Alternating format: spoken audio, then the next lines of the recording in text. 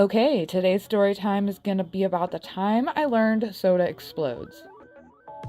I was 3, maybe 4, and went into the kitchen on my own.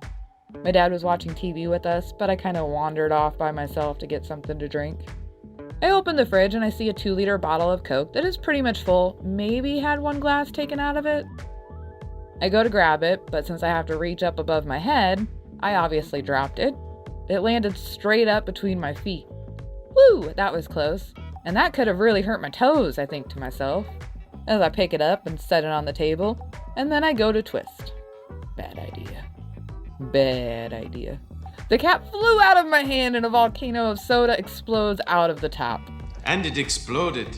It goes everywhere, spraying up onto the ceiling and splashing off from there. Giant mess. At this point, am standing there shrieking out loud, in shock, and just kind of staring at the soda spraying everywhere, not sure what to do, not having any clue why this is happening.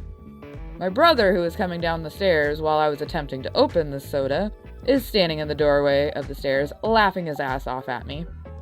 This is when my dad comes in, not knowing why there's soda exploding everywhere, just seeing me shrieking and staring, and my brother laughing his ass and pointing. My dad's obviously upset, thinking we did it on purpose, so we both got a spanking. This was one of 3 spankings I don't think I necessarily deserved. We'll get to the other ones on another storytime video. But yes, I got spanked as a kid. It was the late 80s, early 90s, so it was the norm back then. And I grew up alright, I think, at least. I don't know. I still have a good relationship with my parents, so I'm not saying they were bad parents for it. Sometimes you use spankings to teach a kid never to do a thing again. This one, though, I don't feel I deserved. I didn't have any idea that was going to happen, and I had learned my lesson prior to the spanking.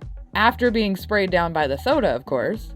Now, my brother definitely didn't help the situation, but he technically didn't explode the soda in the kitchen, so we tried to clean up the mess as best as we could, but the ceiling was definitely stained for a couple years until we finally just repainted it. We repainted it after we caught my grandma standing with one foot on a counter and another on an open doorknob, trying to clean the ceiling off while she was in town visiting.